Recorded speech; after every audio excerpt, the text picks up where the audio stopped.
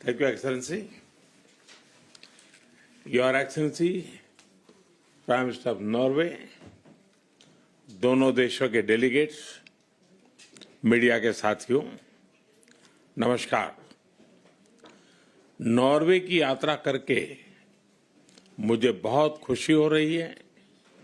यह देश नेचर और ह्यूमन प्रोग्रेस के बीच हार्मनी का एक सुंदर उदाहरण है। सबसे पहले मैं प्रधानमंत्री जी का इस आत्मीयता भरे स्वागत के लिए हृदय से आभार व्यक्त करता हूं और कल नॉर्वे के कॉन्स्टिट्यूशन डे के महत्वपूर्ण अवसर पर मैं विश्व के सबसे बड़े लोकतंत्र की ओर से नॉर्वे जैसे सुदृढ़ और जीवंत लोकतंत्र की यहां की जनता को हार्दिक शुभकामनाएं देता हूं। मैं पिछले वर्ष नॉर्वे आने वाला था, लेकिन पहलगाम में हुए आतंकी हमले के कारण वह यात्रा स्थगित करनी पड़ी। उस कठिन समय में नॉर्वे ने आतंकवाद के विरुद्ध भारत के साथ मजबूती से खड़े होकर सच्ची मित्रता का परिचय दिया।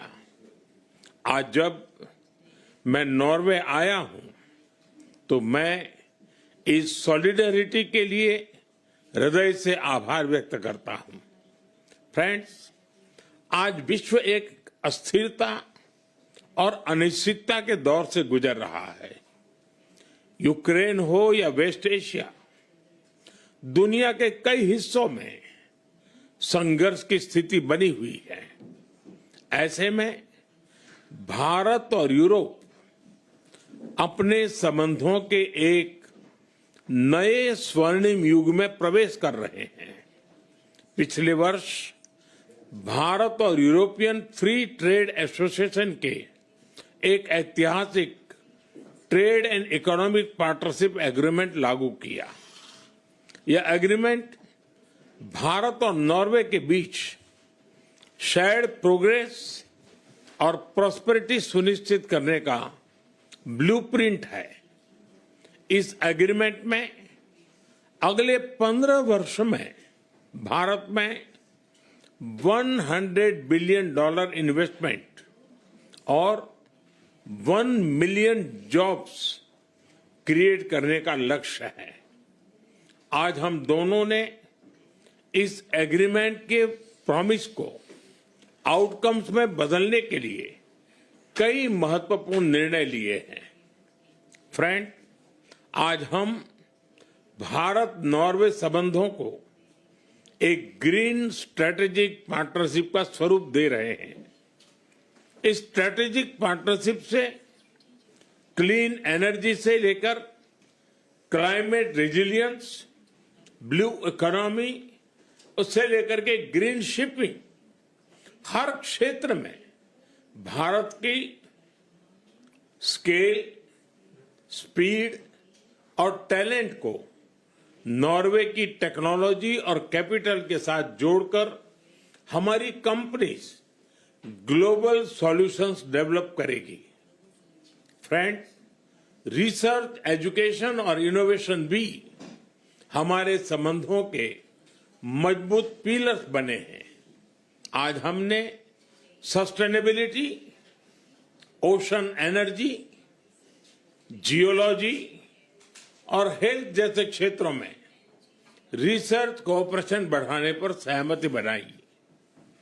इंजीनियरिंग, एआई, साइबर और डिजिटल जैसे सेक्टर में हम अपनी यूनिवर्सिटी और स्टार्टअप इकोसिस्टम को जोड़कर अपने पार्टनरशिप को फ्यूचर रेडी बनाएंगे।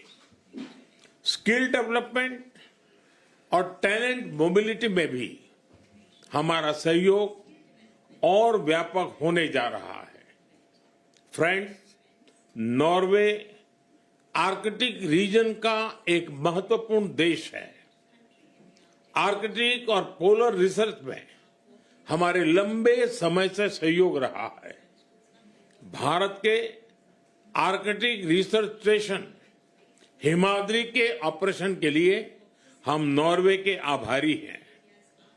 इसरो और नॉर्वे स्पेस एजेंसी के बीच आज हो रहा एमओयू हमारे स्पेस कोऑपरेशन को भी नया आयाम देगा। इन सभी क्षेत्रों में गहरे सहयोग से हमारे साइंटिस्ट क्लाइमेट चेंज को समझने, फ्रेजाइल इकोसिस्टम को प्रोटेक्ट करने और ह्यूमन फ्यूचर को सिक्योर करने में योगदान देंगे। फ्रेंड्स, भारत और नॉर्वे की ग्रीन स्ट्रेटेजिक पार्टनरशिप पूरे विश्व के लिए लाभदायक होगा। हमें बहुत खुशी है कि नॉर्वे आज इंडो पैसिफिक ओशन इनिशिएटिव से जुड़ रहा है।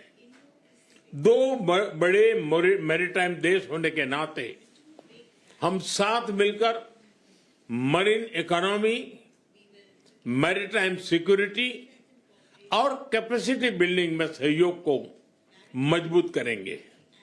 आज हमने ट्रायंगुलर डेवलपमेंट कोऑपरेशन एग्रीमेंट किया है।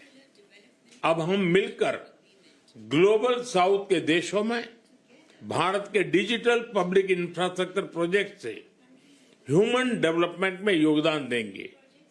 फ्रेंड्स, भारत और नॉर्वे दोनों रूल्स बेस्ड ऑर्डर, डायलॉग और डिप्लोमेसी में विश्वास रखते हैं।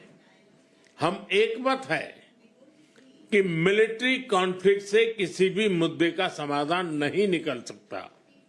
यूक्रेन हो या पश्चिमी एशिया, हम संघर्ष की शीघ्र समाप्ति और शांति के हर प्रयास के समर्थन करते हैं और समर्थन करते रहेंगे। हम इस बात पर भी एकमत है कि बढ़ते हुए ग्लोबल चैलेंजेस के समाधान के लिए ग्लोबल इंस्टीट्यूशंस का रिफॉर्म अनिवार्य है और टेररिज्म के हर रूप को जड़ से समाप्त करना हमारी साझी प्रतिबद्धता है। एक्सेलेंसी, आर्कटिक से आउटर स्पेस तक, ग्रीन शिपिंग से ब्लू इकोनॉमी तक, एनर्जी सिक्योरिटी से लेकर फूड सिक्योरिटी तक हमारा सहयोग नए फ्रंटियर्स को छू रहा है। आइए हम अपनी ग्रीन स्ट्रेटेजिक पार्टनरशिप के माध्यम से एक ट्रस्टेड, फ्यूचरिस्टिक और लॉन्ग टर्म पार्टनरशिप का नया अध्याय लिखें। आपका बहुत बहुत धन्यवाद।